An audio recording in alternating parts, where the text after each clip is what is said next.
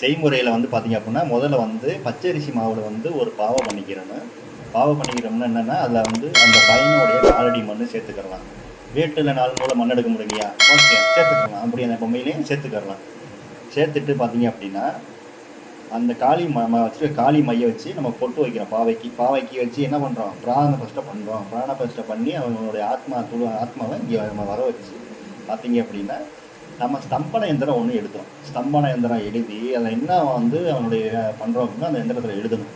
அந்த பையன் பார்த்தீங்கன்னா வேறு பொண்ணு தேடி போயிருக்குன்னு அந்த பொண்ணு வந்து சொன்னிச்சு. அப்போ என்ன பண்ணுறோம் நம்ம அப்படின்னா அந்த பொண்ணுக்கு வந்து அந்த வேறு பொண்ணு தர விடாமல் ஆணூருக்குள்ளே வந்து நம்ம வந்து ஸ்தம்பனம் பண்ணுறோம். ஸ்தம்பனம் பண்ணால் என்னென்ன ஆகும் அப்படின்னு பார்த்தீங்க அப்படின்னா வேறு பொண்ணு தேடி போக முடியாது. எங்கேயுமே போய் அந்த பெண்ணுடைய இது ஆடாமல் நம்ம பிடிச்சி கட்டுறது தான் இந்த முறையை. இப்போ பார்த்திங்க அப்படின்னா ஸ்தம்பன எந்திரம் எழுதியாச்சு. அந்த பையனுடைய பேர் இது என்ன ஆகணும்னு சொல்லி எழுதியாச்சு. இப்போ என்ன ஒன்று அப்படின்னா அந்த பச்சரிசி பொம்மைக்கு கீழே நம்ம வச்சிடணும். வச்சுட்டு பார்த்திங்க அப்படின்னா திங்ஸ் எல்லாம் அதிலே வச்சுட்டு பார்த்திங்க அப்படின்னா மேலே வந்து அந்த ஆணூருக்குள்ளேருந்து நம்ம ஃபஸ்ட்டு முதல் குண்டு ஊசி வந்து குத்தணும்.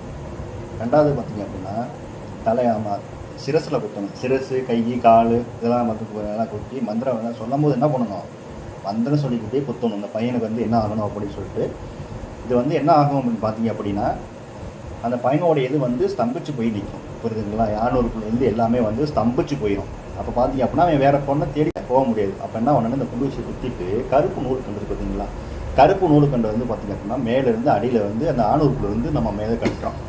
புரியுதுங்களா? கட்டி பார்த்தீங்க அப்படின்னா நம்ம வந்து இதுக்கு வந்து என்ன பண்ணணும், அரளிப்பூ மட்டும்தான் நம்ம இது வந்து பண்ணணும். இந்த பூஜை பண்ணணும். அரளிப்பூ